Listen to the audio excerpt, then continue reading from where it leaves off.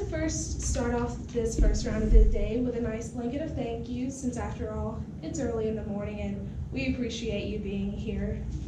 And so, thank you to the judge, my partner Madison, as well as my opponent. So what we're going to do today is we're going to look over the resolution today of this House believes we are our own worst enemy. And so, first things first, I'm going to provide some definitions and a weighing mechanism so we know exactly what we're looking at. And then I'm going to get into my 2 points. So, back to the beginning of definitions, we are defining this House as the United States population, the electorate, the people that do the voting. And so believes, this is going to imply that we're doing a fact round, either they do believe or they don't believe, nice and simple. And so the US population electorate believes that they are their own worst enemy, meaning that they are more or less shooting themselves in the foot. They are not benefiting themselves, and we're looking at this through the legal processes, specifically with voting for our representatives. And so, like I said, we're going to be looking at this as a fact round, so either the affirmative can show that yes, the US population does believe that it's its own worst enemy through its actions, or the negative proves that it does not through their actions. And so my first point that I'm going to bring forward today is the system that we choose emphasizes our differences rather than our common goal. The common goal meaning to benefit our American electorate through different policies put forth by our representatives. And so we can see that the US population and our electorate doesn't exactly truly believe that. We can see that through things such as donor special interest. We can see that through the, I always mispronounce his name, but the current legal case against Senator Bob Menendez. And so we can see that they are still electing representatives that are believed and accused of taking into consideration donor special interests as opposed to what is in the best interest of our common goals of bettering and helping the American population. We can also see it through single issue voting. We saw that especially with this last general election of people on both sides of the aisle were more or less firm in their stance of we will not vote for that party because we disagree based on this one single issue. And so we can see that the American population overall, since it was on many sides, even within third parties, not just within our two major parties, we can see that they are their own worst enemy in that way, in that there were still people that were dissatisfied with the outcomes, both on the federal level as well as their own state levels. We can also see that additionally with the Alabama election, the fact that that Trump was helping and promoting one candidate, meanwhile the state voted for the opposite candidate. And then my next point under this is that it's a lovely quote by Michael Porter. He is an economist at Harvard, saying, and I quote, "The system is designed not to collaborate." We can see this through things such as breaking down committees and such through major parties and minor parties. And so, as it exists right now, that the American population has voted for, is that there's not any truly conducive way of collaborating between our representatives. And so moving on into my second point is that of the apathy in the American population as seen through their voting. For example, Congress currently, as an entity, Congress, has a 16% approval rating, yet 95% retention.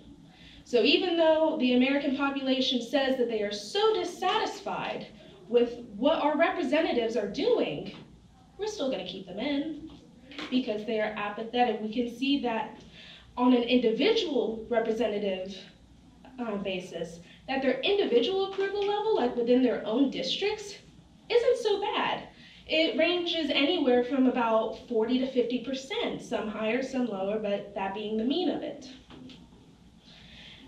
And so we can see that even though they are saying that they are dissatisfied, they are not doing anything about it, which makes them their own worst enemy. They are shooting themselves in the foot with it. We can also see it through our voter turnout. For instance, for the general election, we saw about a 45% voter turnout. During the primaries, we usually see on average maybe 15 to 20% turnout, and that's for federal elections. Local turnout is extremely more dismal, anywhere from 5 to 6%, depending on the district and the issues involving in that election, but the average being 5 to 6%. And so even though that there is such a low approval rating, they're not turning out to change anything. Thus, they are shooting themselves in the foot. They are their own worst enemy. So, to go over everything and tie everything up in a nice pretty little bow, the US electorate is their own worst enemy because their system that they choose and that they continuously either vote for or not vote for by means of apathy emphasizes the differences rather than the common goals of what their representatives say that they are trying to achieve. Additionally, they, on a large part, just don't care. And so, for these reasons, for the first time, we urge an affirmative ballot and stand down for my opponent's speech.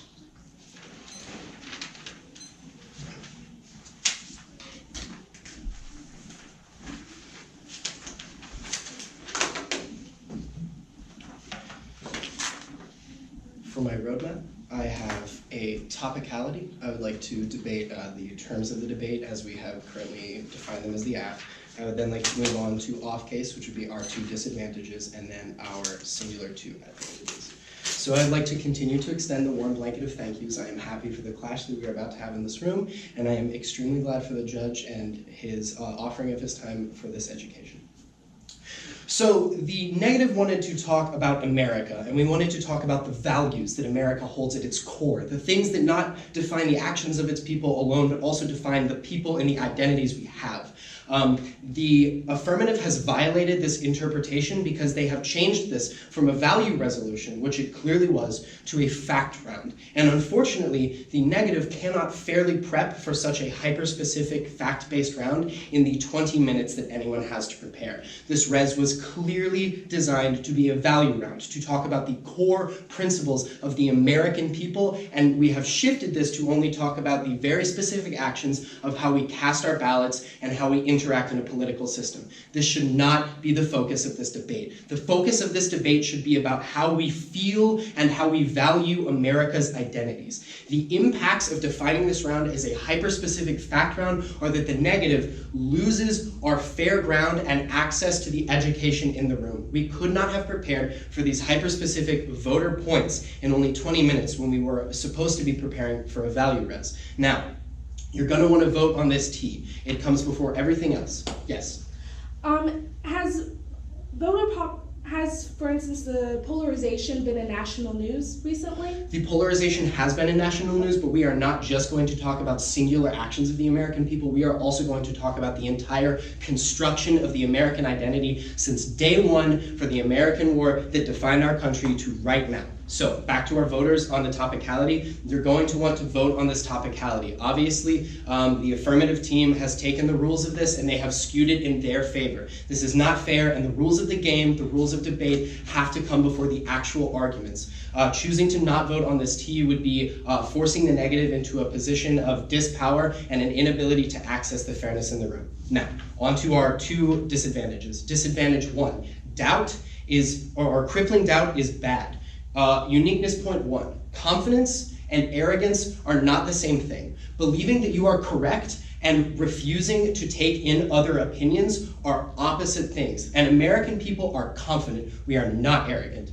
Uniqueness two, we do not need this crippling doubt towards our own values in order to critically think about American value positions. We simply don't. It does not befit America to spin our wheels constantly and not take action as the greatest world power. Uniqueness 3, confidence, self-love, and progress go hand in hand. We have come so far as an American people that we cannot define ourselves as our own worst enemy. Since the construction of America, we have been striving to create Western democracy and to empower the entire world to see opinions how they see fit. For the links, the AF wants you to understand that the status quo is negative, but the status quo is not a bad thing. The American people are undergoing change right now. We are choosing to take in more opinions. This is why we aren't casting our votes as frequently as we might have in the past. We are not our own worst enemy. We are simply taking time to assess situations. The internal link is that if we continue to doubt, if we define ourselves as our own worst enemy, we will play into the violent destruction of America's identity as a whole. You cannot vote AF if you support America supporting itself. The impacts of voting to support the AF's conclusions on their policy is that we will slow our actions. We will look at ourselves as our own worst enemy, and we will not be able to progress. We will live in fear and shame that the decisions we make might be wrong. We will sit in a closet and we will no longer take action in the world. The United States is a major world actor. The way we impact the world changes everything about the world. And if we stop and ascribe ourselves this status as our own worst enemy, we will not be able to progress. If you want to continue to see world progress, you must support the negative with your ballot. The impact 3 on our first disadvantage. The lack of worldwide action opens up channels of evil. Evil people are always confident and arrogant in their actions. The United States is just confident. But if we ascribe ourselves the status of our own worst enemy, we cannot combat evil throughout the world. Disadvantage 2, dissent is good. The United States should not say that it is its own worst enemy just because it has decided to stop voting or just because there are dissent amongst her peoples. Belief in self sometimes ties into arrogance, but supporting this dissent where people fight, they clash, they have opinions, is mirroring the debate space. We come in here to provide our opinions, but this is not a negative interaction. We are not enemies simply because we have differing opinions. We are producing education, and we are creating critical thinking. We need these things in order to continue to benefit the American people. Internal growth is always a good thing, and if we ascribe ourselves this fearful status of being our own worst enemy, our internal growth goes out the window, Judge. This dissent amongst our people is critical thinking. It is not fear, it is not hatred, it is the desire to improve as a nation and continue to take prosperous action for America. If we are our own worst enemy, we stop that. We no longer take in new information because we are scared of our positions. And this triggers a lack of ideological growth. It triggers stagnation through fear. And America does not and has never wanted stagnation. We have always been the shining nation of progress. We are not our own worst enemy. Moving on to the first advantage from our opponents, the U.S. population, this was their point, the U.S. population does not see ourselves as successful. This is not true. Most Americans will see themselves as extremely successful people, and while our happiness rates are relatively low compared to other countries, the rates by which people consider themselves to be successful are one of the highest rates amongst the world. Single issue voting was a point that my opponents brought up. To this I say, who cares? If someone wants to vote on one issue, that is their voice, that is their democracy, that is their idea. Yes? You said that it was a topicality earlier, yet you are debating our case that fundamentally goes against what a topicality is, correct? No, I want to submit my clash against your ideas so you cannot pull them apart in further rounds. Thank you. This was the last of your 2 questions. Single issue voting is not an issue. This is the American voice. This is people taking their dissent and turning it into critical thinking, which I talked about earlier, and actuating it in the real world. We are not our own worst enemy. We are the enabler of our voices. Split ideas between the people is a good thing. We cannot produce these ideas unless we have this dissent. Cross-apply, which simply means reapply my arguments, from my second disadvantage, where dissent is something that produces political ideological growth. The Alabama election is an example of a temporary failure in the American system, but it is not evidence that we are our own worst enemies. Failure is a part of progress. We lost people in the Challenger mission to the moon, but we eventually got there to the moon. And if we stopped and said, oh no, we can't do it anymore, we're our own worst enemies for the terrible loss of lives during the Challenger, we would have never managed to become the only country on this planet that has put people on this moon. The system is designed not to collaborate. This is entirely false. Democracy is a system of collaboration. On to the second advantage, I'm going to cover this quickly. Congress has a 16% approval rating. This is people giving their voices after they have already given it. Again, cross-apply my arguments from dissent is good. Keep people we don't like, this is also fine because, again, people can continue to give their consent. And voter turnout, well, that's the last of my time, but I'll finish this sentence. Voter turnout is fine because people don't need to vote in order to give their voice, and you're silencing people who choose not to vote if you press this argument. Thank you.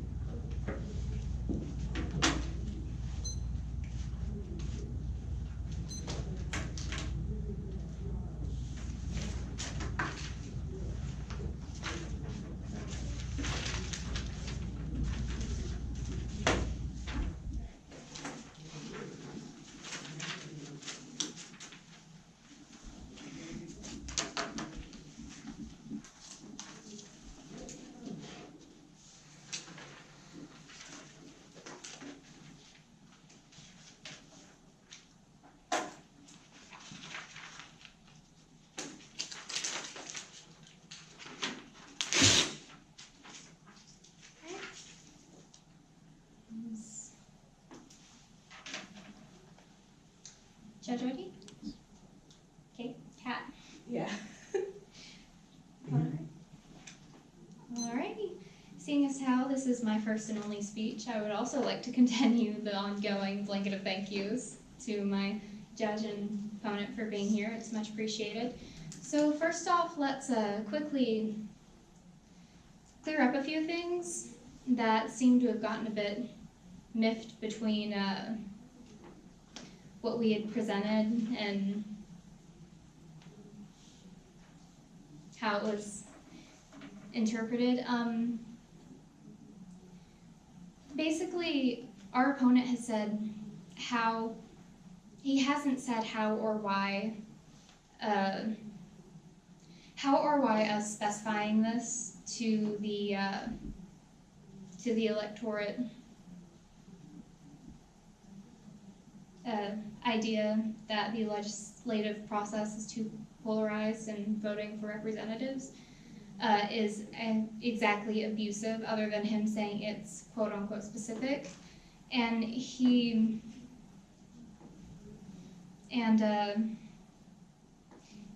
doesn't say how exactly it is clearly a value round, rather while we are presenting it as a fact round. He doesn't give any form of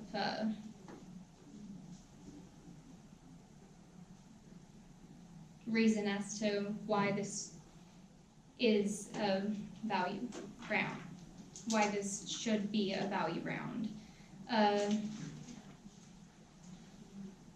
Going on,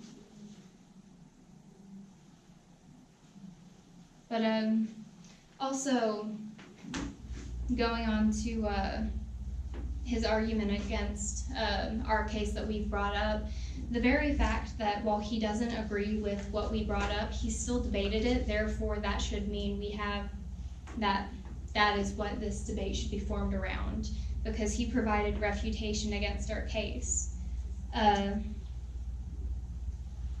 So quickly going in,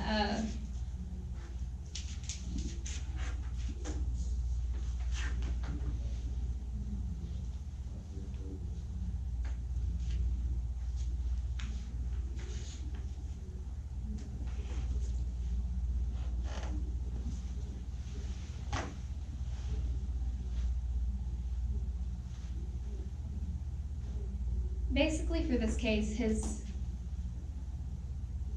because of the fact that you can't do a topicality and debate the case, his case is completely off topic because of his refutation that was brought up.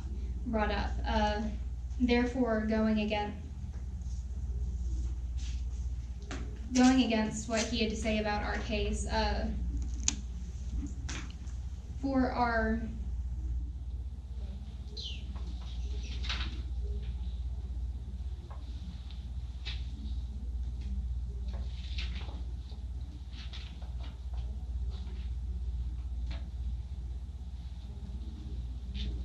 So basically, I'll just go over our case one more time.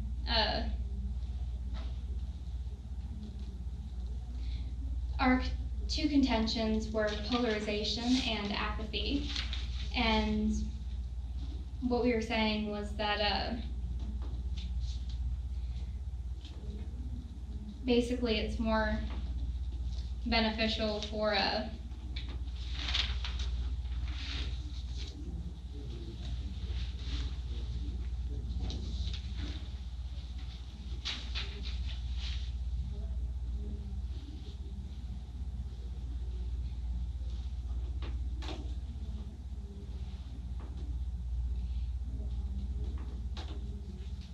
basically for our second contention, he had just set it aside and stated that it doesn't matter, but he doesn't exactly give any reason as to why this issue doesn't matter. We're talking about the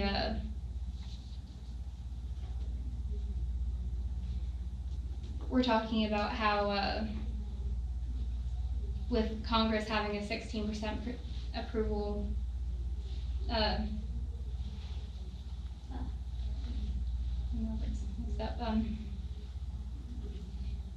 we're basically talking about how local election is more dismal and it's not beneficial for anyone. And for our first contention, we're talking about how they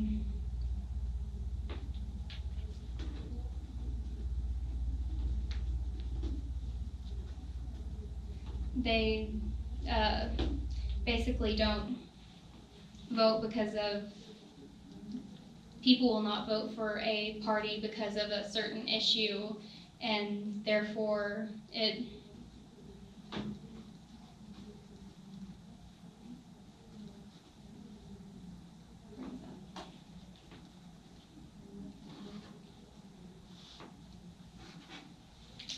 I don't know that I'd like to concede my time for.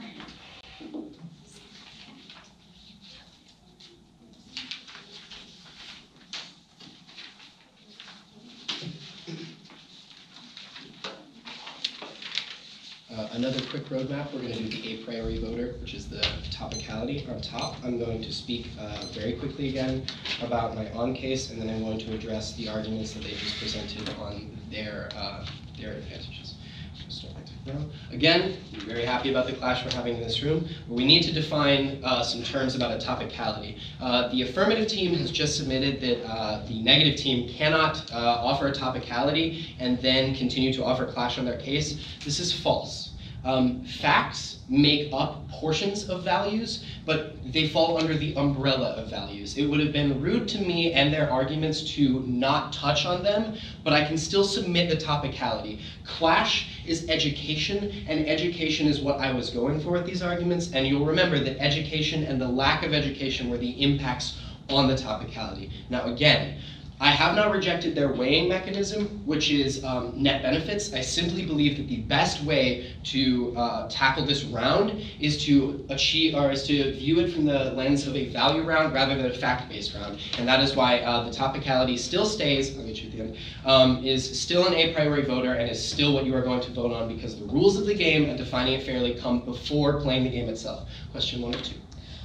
You mentioned defining fairly and such. Can you list additional, more clarification under what it means to define fairly? Does that not also include more or less narrowing the scope?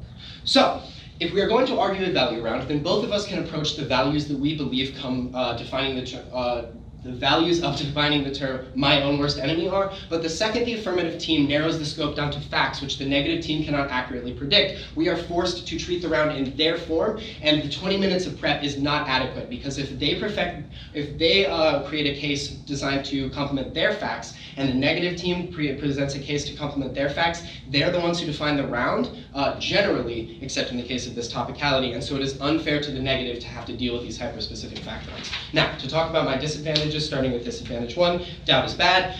They did not touch any of my impacts on doubt is bad. They addressed them as an umbrella, however, I'm going to pull all of my impacts across into this MO speech. Wild doubt slows down action and opens up channels to evil. Now, because we have all defined the weighing mechanism of this round as net benefits, this is a massive voter right here. The second you open up channels of evil, terrorism, and dark-minded people to take action in the world where the world could be policed by a more confident United States, you have lost the claim to the affirmative having the most net benefits. Question 2 of 2. Where did this weighing mechanism of net benefits come from? Because this is a fact round. Yes or no? This is a value round, as I have stressed in my T, and because of that, the weighing mechanism will be the default of all debate rounds, which is the net benefits to the American people, because I didn't reject your definition of it being the American people. So I'm pulling those arguments across, and I'm going to let them hang in my impact calculus. Judge, that's a massive voter right there. You need to understand that in order to best benefit America and her people, we need to continue to be confident enough to take action against those who would seek to harm us. Disadvantage 2, dissent is actually confidence. Judge, I float out their arguments and I have no ink on this sheet as well. Dissent is good. Dissent produces internal and ideological growth. This gives us net benefits. The debate space is a place where we have dissent. It is a place where we continue to strive for education, and me and my opponents are not enemies. We are actors trying to create the best ideological growth we can, and I am doing that with these arguments. I'm going to pull across my impacts and all of my links for the second disadvantage, which means that because the arguments were untouched, they were simply seeded and agreed with, and therefore they are submitting that that the negative team does in fact solve for the most net benefits by continuing to have this ideological growth in America. Now, I'm going to speak on their second advantage, entitled apathy.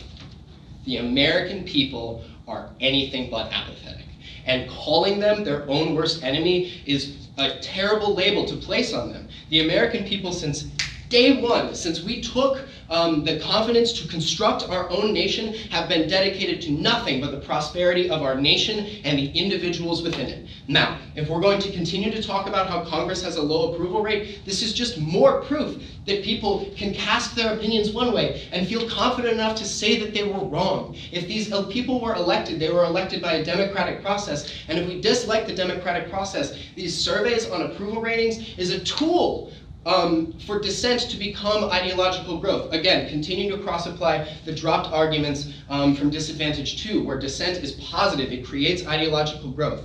The world of the AF is one where the American people have been told that they're their own worst enemy. What's the benefit? Why are we doing this? Are we just going to ascribe them this status of self-destruction? I don't see this as a positive way to promote change. I think the American people are the collaborators of the destiny of the future. And if we're going to continue to craft a world that seeks peace, seeks diplomacy, and seeks democracy, ascribing this self-fearful status to the American people degrades this entire benefit. So these all link into my first disadvantage is impacts, which is that if we are going to look at our voter turnout and immediately throw our hands up and say that we are our own worst enemy, what progress do we create? None. This whole second advantage ties into every single one of the impacts of my first disadvantage. The United States will stall. We are a massive world actor. In the world of the AF, we are afraid of action. Confidence is not arrogance. These are all arguments that I touched on in my opening speech.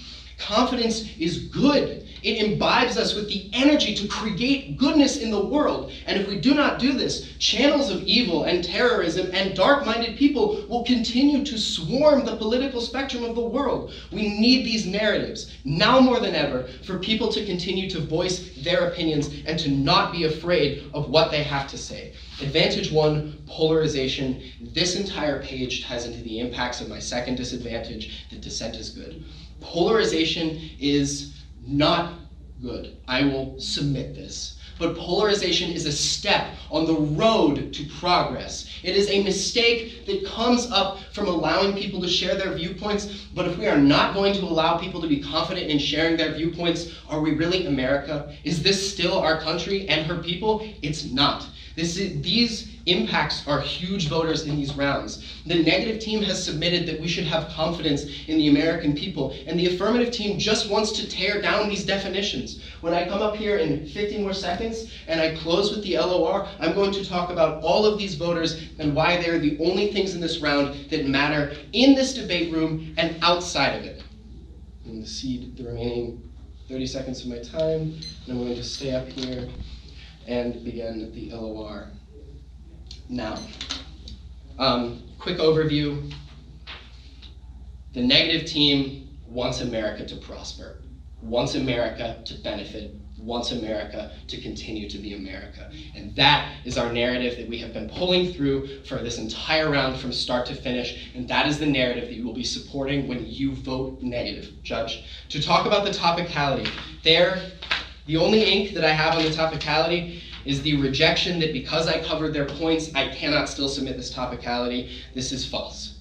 I covered their points to continue to back up my second disadvantage, that dissent is good. Dissent is a positive thing. When they get up here and they tell you that you shouldn't vote on this topicality, you need to understand that that is their opinion, but it is not the most beneficial to education in the round. Again, this continues to maintain the highest status of voter because the rules come before the game, and since we came up here, they have been trying to make this round super specific and only about American voting. Now, to talk about the dropped arguments on disadvantage 1, which is that we need to continue to act in the world, and that the definitions submitted by the affirmative are going to stall this. This argument I've pulled across all of the impacts, and I'm pushing them to you here, Judge. If you continue to want to see America to be a positive actor in this world, to have confidence in making the world better, you must cast the roll of the ballot in favor of the negative team. That is the only option you have if you want to continue to support America as we know it. And America is not our own worst enemy, because every example that has been provided by the affirmative team of us arguing amongst ourselves plays right into my second disadvantage of dissent being good for America. None of these impacts were touched, and I have full access to them in my LOR here, and these are also extremely important voters. This dissent is ideological progress. It creates a good-natured world when we feel confident enough to use our voices to challenge other people. The affirmative is going to get up here and they're going to talk about how people don't always agree on who they voted for, or they don't feel like their voices particularly matter, but they do matter, they always have mattered, and they always will matter. The continuous actuation of the American voice is the most important portion of America's entire political system. Our First Amendment is freedom of speech. And if we are going to support free speech legally, we need to support free speech politically. We can no longer ask people to be afraid of voicing their opinions as the world of the AF does. So my topicality is a major voter. You have to give the vote to the negative team for having the broadest and fairest access to the round for all people in the room. The first disadvantage is another major voter. You need to continue to support the negative in the roll of the ballot in order to see America making real positive change in the world outside of itself. And the second disadvantage is the largest voter of my independent arguments away from the topicality, and that is that dissent is a good thing. The debate space is proof of that. The fact that we have dissent in this room and we are creating positive narratives where we can learn about things is proof that you should cast your roll of the ballot for the negative. Support us with your vote. Support the justice that America has created. Support the education in the room and the topicality. And support the idea that America is not its own worst enemy, but that our voices have been ringing as loud and true as they have always been since day one, and we should not ascribe this terrible, demeaning title to our beautiful people.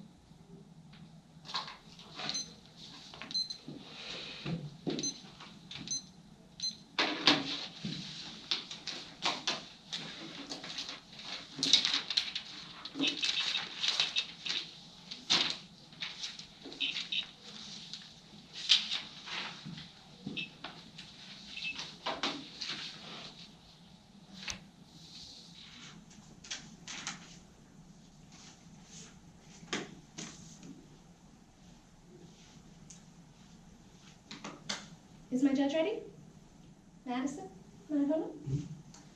Alrighty, let's get this started, but first a quick roadmap. I'm just going to go down his voters and then provide some voters of my own, so reasons why you should be voting for the affirmative. Alrighty, so just to get, I'd like to offer my blanket of thanks, since it is the final speech of the round. It's been a very interesting one. So first things first, let's clear up this topicality, even though I do hate meta debates sometimes. So there is a fundamental misunderstanding of what a topicality is that I have tried through different questions to bring about a better understanding, and that my partner has also done. A topicality is meant to be employed when there is absolutely no room at all for the negative in order to debate. We have shown that in fact there is room for the negative to debate in the fact that he debated the case. He cross-applied his own off-case points that he created under his topicality. He, I quote, cross-applied them, meaning that he debated the case, meaning that the case was on topic. I asked, as soon as he mentioned the topicality of whether or not this is in national news, and he agreed this has been in national news. And since, like he said, there is only 20 minutes, including time to walk to the round, if it is in national news, it is fair game in National Parliamentary Debate Association. And so, because of this, one of his main voters that he told you from the beginning that you, judge, should be voting on is this topicality, does not stand based on the Constitution and bylaws of NPDA. It does not stand. It was in national news. It is not so specifically defined to where he cannot debate it because he debated, so you cannot vote for the negative for that topicality. That point flows to the affirmative today because we have upheld our burden to define the round fairly.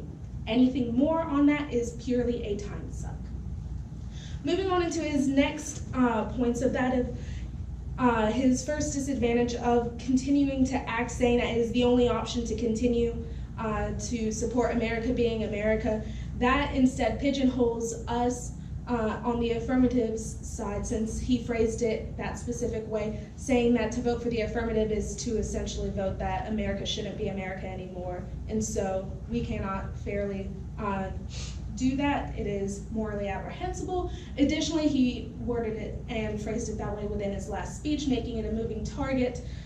So basically all of his points saying that we dropped that he, like I will remind you, cross-applied to our case have been flowed through. So to go back over our case, since we are looking at this as a fact, either we are or either the American electorate is or is not its own worst enemy in regards to the legislative process of voting, to remind everyone what this round is about.